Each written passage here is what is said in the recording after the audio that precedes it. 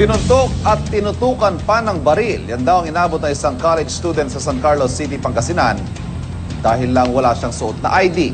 At 12 elementary students sa Asinggan, Pangasinan pinagpapalo umano ng kanilang guro. Narito ang report.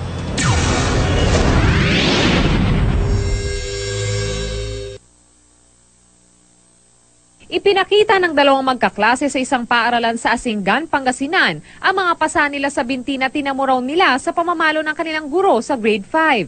Ayon sa magkaklase, ganito rin ang sinapit ng 10 pa nilang kaeskwela mula sa kamay ng kanilang teacher. Umabot pa raw sa 30 ang sunod-sunod na palo ng guro sa isa sa mga mag-aaral. Anong pinampalo sa inyo? Kawayan po. Anong kawayan yun? Yung kanang po, yung Malapad. o yung Gano'ng kalapad? Pati nga, gano'ng kalapad sa kamay? Tignan mo, ganyan kalapad. opo. Yung pinalo. Tapos saan ipinalo yan? Sa may binte? Opo, dito po. Diyan.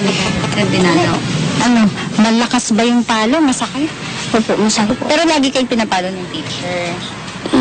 Paminsan-minsan po. Bakit kayo pinapalo kapag? Pag naglalaro kami. Pag naglalaro kayo, pinapalo kayo. Napaiyak na lang ang mga magulang ng mga bata nang malaman ang nangyari sa kanilang mga anak. Pinapalo niyo ba anak niyo? Hindi, madam. Pinapalo namin pero pwet lang, madam. Hindi ganyan na nagpapasa-pasa. Anong dapat gawin ng teacher? Tanggalin lang dito, madam. Hindi nagbigay ng pahayag sa harap ng kamera ang inirereklamong guro, pero nakipagkasundo na raw ito sa mga magulang. Nangako ang guro na hindi na mananakit ng mga mag-aaral. Wala pang inilalabas na pahayag ang Department of Education pati na ang paaralang pinapasukan ng guro at ng mga nagreklamong estudyante. Sa San Carlos City naman namula ang mata ng isang second-year college student matapos daw saktan ng isang gwardiya sa Pangasinan State University. Ayon sa estudyante, tinutukan pa siya ng baril ng gwardiya. Nagalit daw ito dahil walang suot na ID ang estudyante. Tinura niya po ako dun sa loob ng campus. Tapos habang pinapalabas po ako, nanutok po ng baril. Yung pagkalabas ko po, medyo natakot po ako nun kasi nagtutok po siya ng baril. At sa init na rin po ng ulo ko, ma'am, nasagot. Yes po, nakasagutan ko na rin po siya.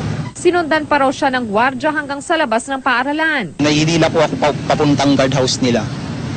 Tapos yun po yung... Sinapak ka sa loob. Yes, ma'am, sinapak po ako nung nanutok niya. Dito po, ma'am, sa mata.